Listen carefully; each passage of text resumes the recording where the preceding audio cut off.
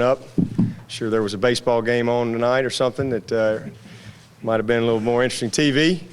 You know, I'm going to apologize to you ahead of time. This is going to be a pretty raw press conference, probably from some that you guys have had. You know, I obviously hadn't prepared anything for this. And, you know, let me just first start by just saying that this is a very bittersweet day for me. You know, I've dreamed of being a head coach, but I certainly never dreamed of getting my first job this way. You know, Tommy Bowden was my first coach at Alabama. He gave me my first opportunity as a player, hired me here. He's been a great friend, great mentor. You know, I love him. He's a good man, and he's done great for Clemson University. Unfortunately, this is the bad side of this business. And you know, from an emotional standpoint, it's a very, very bittersweet day for me. And from a professional standpoint, it's a great opportunity. And, you know, I'm going to take it and run with it and do the very best that I can. You know, and try to do everything I can to keep Tim Bray as busy as possible for the next 7 weeks, which should be fun. But you know, I've worked my whole life to have an opportunity to lead a team, and you know, I'm not perfect. I don't claim to be perfect or have all the answers. I'm gonna make some mistakes, but I promise you I'll make them full speed. There will be one gear, and that's wide open, and that's the way I expect the team to play. And we may make some mistakes, but we're gonna make them full speed. I am very excited about, you know, having a chance to, you know, see if we can have a fresh start around here. Had a great meeting with the team today, one-on-one meeting with those guys. They responded like I hoped they would, and you know, I'm excited to see what we can do from this point on. With that, I'll take some questions. You arrived at the office today probably not thinking that at 8 o'clock tonight you'd be sitting here. I mean, just kind of describe how your day went when you found out what was going on. That kind of. Well, kind of like 1990 when I was a sophomore at Alabama and hadn't sniffed the field. And I swear to you, Woody McCorvey didn't know my name. And I had just been through a spring and a summer with him, and I'm over there on the scout team getting ready to do my daily job for Coach Oliver. And, you know, out of the blue, Coach McCorvey, he starts calling my name over from the other field, and I sit there and I'm like, did I miss class? Was I late for something? I'm trying to think, what did I do? And, you know, literally, he called me over there out of the blue, and he told me, he said, Dab, that's what he called me. He said, Dab, he said, I need somebody, and he might not have said it this nice, those of y'all know Woody. He said, Dab, I need somebody to catch the football. He said, I'm going to give you a chance today. If you catch the ball, I'm playing you this Saturday. Now, I don't know if he was trying to fire them other guys up or not. He, to this day, won't admit. That was my opinion. But that was my big break and my great opportunity, and I took it and ran with it. And I went on and led her 3 years and got a scholarship, and here I sit today. And so to answer your question, that's what it felt like, because I certainly didn't see it coming. And, you know, I had to get my wife to bring me some clothes. I came in here with sweatpants and a shirt on. You know, we were, you know, studying the Blitz package today, and, you know, but that's how things happen in life. You know, things happen quickly. That's why you always have to prepare. And I'm going to do everything I can to you know, make Clemson proud. One of the things I talked about to the team and talked about to the coaches is, and I've got a little saying on my desk that I've had for years and years and years that says there is nothing less important than the score at halftime. And that's where we are. We're at halftime. And it really doesn't matter about the last 6 games. What matters is what we do this point forward. Whether we were 6-0 or 0-6, you know, or you're up 12 points at half or down 12, it really doesn't matter. What matters is what we do this point forward, and I'm going to do everything I can to do the very best I can. And you know, one thing I don't want to do is look back in December and say, I wish I should have done this. I wish I'd have done that. You're looking at a coach that has nothing to lose. So, you know, we're going to lay it all on the line, and might be a 7-week career, but it's going to be fun. The decision not to retain Rob Spence. Talk about that, and then talk about what your plans are offensively and how they might differ from what's been done to this point. Well, the decision to move in a different direction from Coach Spence was mine. You know, let me say this. I love Coach Spence. I've enjoyed my time with him. He's one of the best offensive guys I've worked with. He knows a lot of football. I've learned a lot of football from him.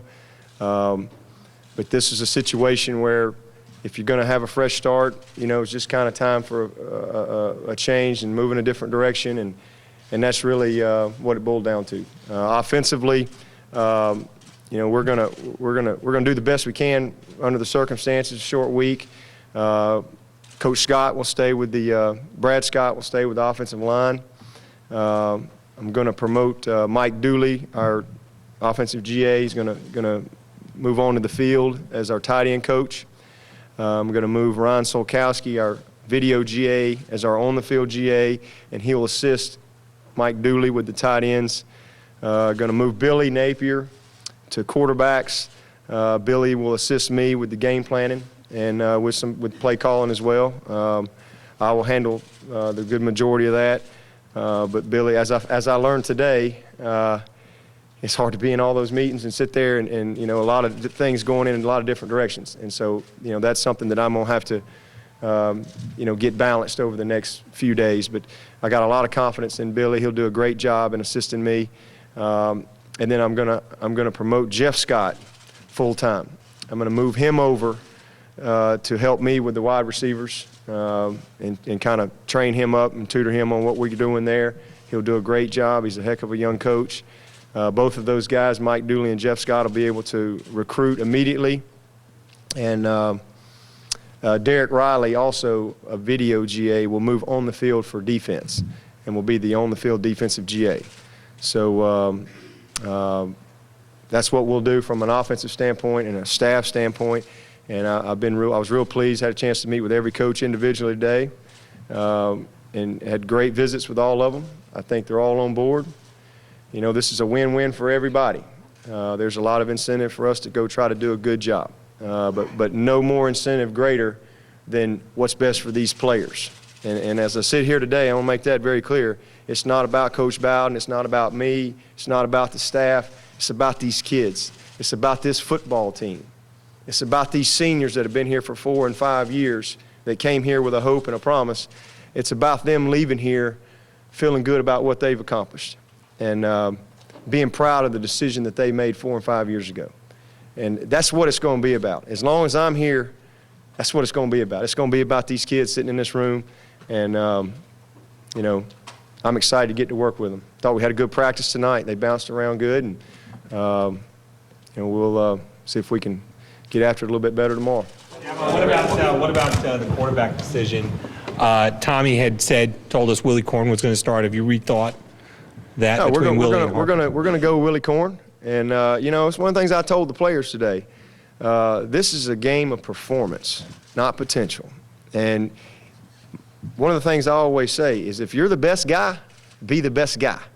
You know, there's no hidden agendas here, as I told these players. You know, so let's don't talk about it. If you're the best guy, you take your opportunity, you run with it, you be the best guy. The film doesn't lie. If you're not, we'll make a change. Simple as that. So, yeah, we're going to go with Willy Korn. I have all the confidence in the world he's going to do a great job. But I also have confidence in Cullen. And Cullen has got to be ready to go in and win the game. And, you know, those guys got to be ready. And I challenge both of them in front of the team, because we're going to be a family. And, you know, there's no agendas with this guy and that guy and all this kind of stuff. This is going to be everybody unified and playing as one, all on one heartbeat. It's not going to be a me deal. It's going to be a we thing. And whether it's Cullen Harper or Willy Korn, whoever, if we run them out there, that's who we expect to get the job done. If they're not getting the job done, hey, we'll make a change. As simple as that. This ain't complicated. And it ain't no difference than any other position. Hey, if Ricky Sapp don't want to show up and play, we'll put the next guy in there. C.J. Spiller don't want to play the way Clemson needs to be represented, we'll put the next guy in there. It doesn't matter.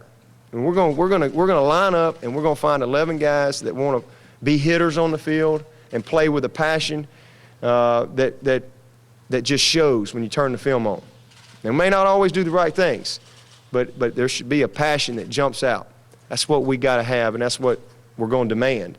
And, you know, I think the guys bought in well today, and you know, we'll see what happens on Saturday. Were you of the belief that a quarterback change had to be made coming out of last Thursday night? Well, we discussed it as a staff, and, you know, I think it was a situation. And let me say this. It ain't all Cullen Harper's fault by any stretch of the means. There's not one segment on this football team that can sit there and put their chest out and say, boy, I've played great the whole season. Not one segment. It's not all on Cullen Harper. But sometimes you need a spark. Sometimes you got to make a change to see if something can create a little more energy or whatever. And Willy is a scrambler, and he's got a great pocket presence and things like that. And sometimes it's good for a guy to take a step back and just kind of get a different perspective. All right, sometimes that's good too. But I wouldn't be surprised one bit to see Cullen Harper lead this football team at some point to a great victory. I wouldn't be surprised at all. I believe Cullen Harper is an NFL prospect. I believe he's going to play in the NFL. I believe that. But, you know, this is about doing it right here. And, you know, obviously he's made some mistakes just like every other position. But I believe in Willy Korn. I believe in Cullen Harper. We're going to give Willy a shot this week, and we'll see what he does. Does with it. But, you know, there's a agreement amongst the staff. We felt like this was a good thing for all involved. I visited with Willy. I visited with Cullen. And I think both of their attitudes are great. As you said, what's the biggest obstacle for this football team? What's that? What's the biggest obstacle? Is it the offensive line? What do you see as the Georgia Tech. Georgia Tech. Georgia Tech's the biggest obstacle for this football team. You know, there's no excuses. And I told these guys that today. I don't want to hear all that. These guys are on full scholarship. You know, we got a job to do. I don't care, you know, who you are, if you walk on, scholarship. We got a job to do. You know, there's no excuses, period. You know, if we don't get it done, hey, it's on me. You know, there's no excuses. And we got to line up, and we got to hit people in the mouth and play like we're supposed to play.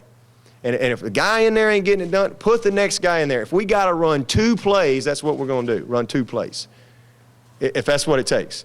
All right, we're not going to be, you know, all things to all people, but we're going to be one thing. That's tough guys, and we're going to line up. And if you're on that field, because when I grade the film, it's going to be one thing: effort. If it's not the effort that we need and that we're demanding, next guy. Simple as that. Dabo, did you hesitate at all when they offered you this job? I didn't get a chance to hesitate. You know, Terry Don, and let me say this too. I really appreciate the trust that Terry Don and the administration has given me, in that they've, you know, I mean, we have a lot of great coaches on this staff, but they chose me to lead the team at this time. And so I look at that as an honor, and I really appreciate that. It's a privilege. But, you know, he walked in and said, listen, you know, this is sometimes things happen like this in this business. I'm sorry. Dabo, you're in charge. You're calling the shots. Come see me. You know, so it was pretty, you know, sudden like that, and really didn't, you know, have a chance to have any discussion until I went and sat down with him, and I felt a lot better after I visited with him and how he laid things out, and just very appreciative of the confidence he's got. With the movements you've made to reassemble the staff, it sounds as if you had some things in your mind already, as if I were in charge, this is what I would do. Did you have a book already, Rick?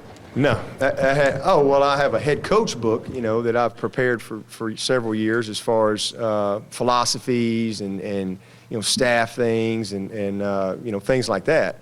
But nothing for this situation. You know, I had about an hour to decide, okay, what's you know, got an hour, what's the best direction for this football team, these kids, these coaches, everybody involved, for the Clemson fans, the Clemson family, in trying to, you know, create some positive energy and get everybody to rally behind these kids.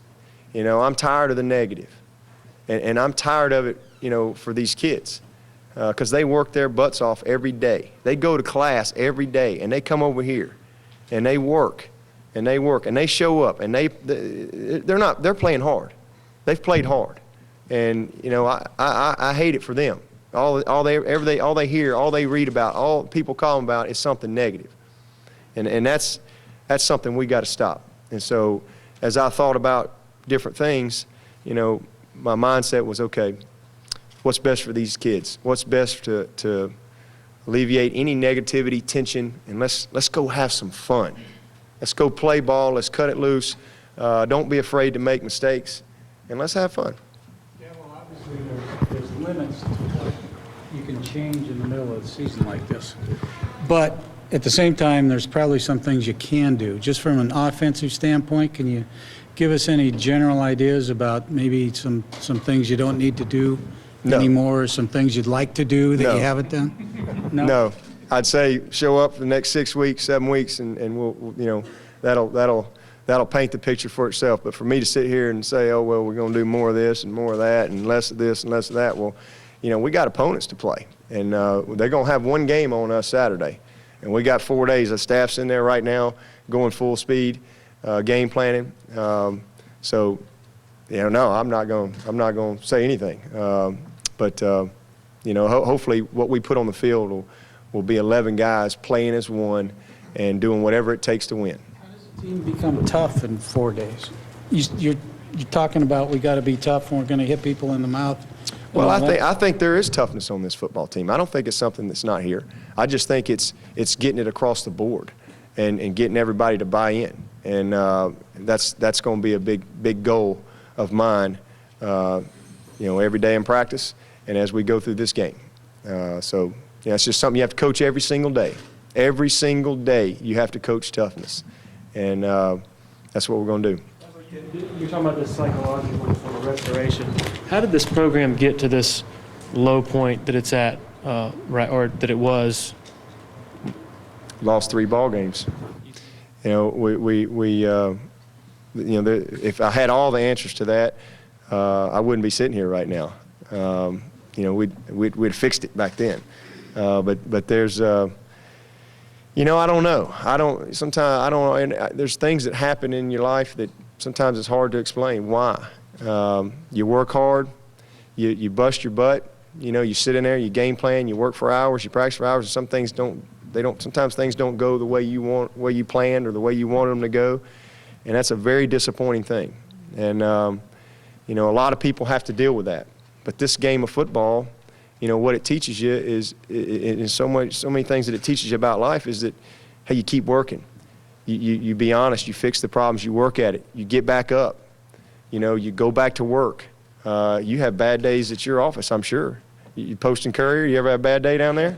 I'm sure somebody dogs you down there, I'm sure. You know, you have bad days.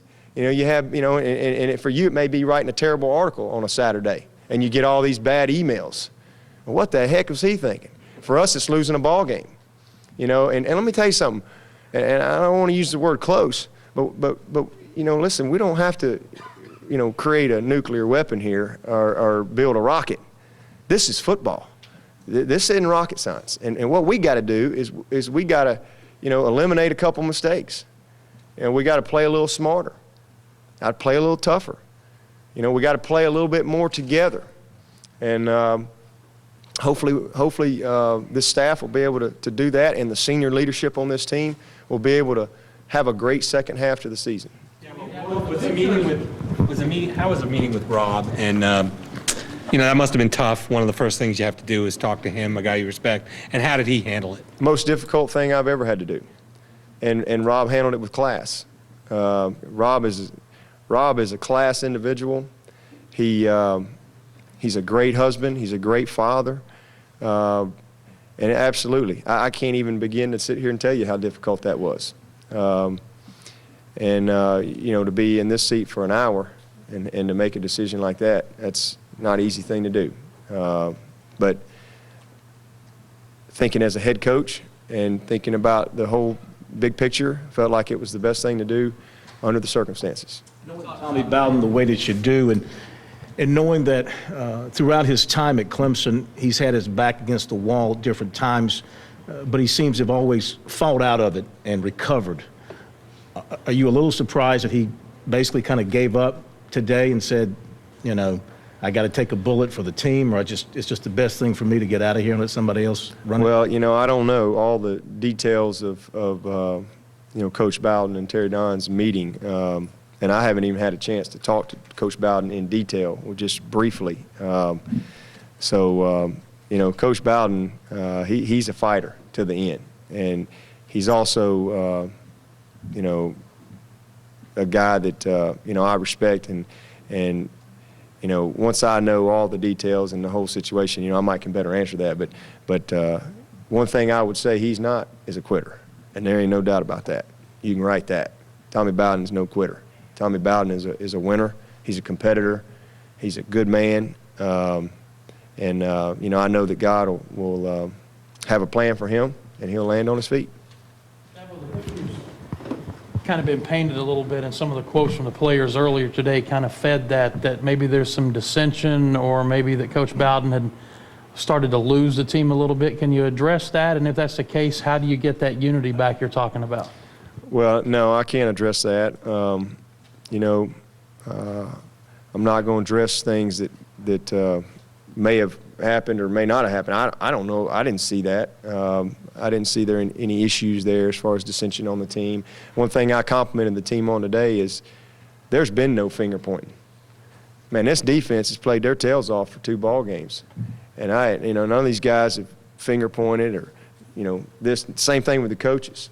Guys have just gone to work, and so I commended the team and complimented them. But my job is to try to lead these guys, to love these guys, to get them to love each other, and to get them to play hard and to believe in each other and get back to back and circle the wagons and believe in what we're doing and believe that we can have a special season. And we still have the opportunity to do that. There's a lot of things still on the table for this football team. I can't sit here and tell you I can see the future. I have no idea. All I can tell you is the guys that run out there this Saturday and every Saturday the next month and a half or 2 months, they're gonna be playing with their hair on fire, and that's the best we're gonna do. But we're gonna unify this group, and we're gonna play as one heartbeat, everybody playing together. That's our only chance. If we don't do that, then, and as I told them, I gave every one of them the opportunity. If you can't do this, and this, then you need to go get your stuff out of your locker and head on out of here. And your scholarship is honored. But if you show up on that practice field tonight, you better be all in, And my thing is, hey, our backs are against the wall, coaches.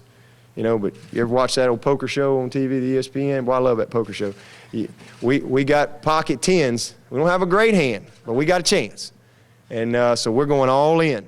And I need these players to be all in. And we'll see what happens. How did things change on Saturday for you in terms of being on the sidelines? You're very much, I've seen you get very animated, excited, playing Coach Wood. I mean, have you thought about how things will now kind of change for you, in addition to the various play calling you will now do and that different demeanor, maybe almost you're forced into it? Y'all act like this happened last week or something. Heck no, I ain't thought about that. I got a lot to think about. For sure, we're going to put Billy Napier up top. Probably we'll put Jeff Scott up top. We're going to really need 2 real good sets of eyes up there to make sure we know what's going on and we're on the same page as we game plan. We have a system that we operate under that will make a few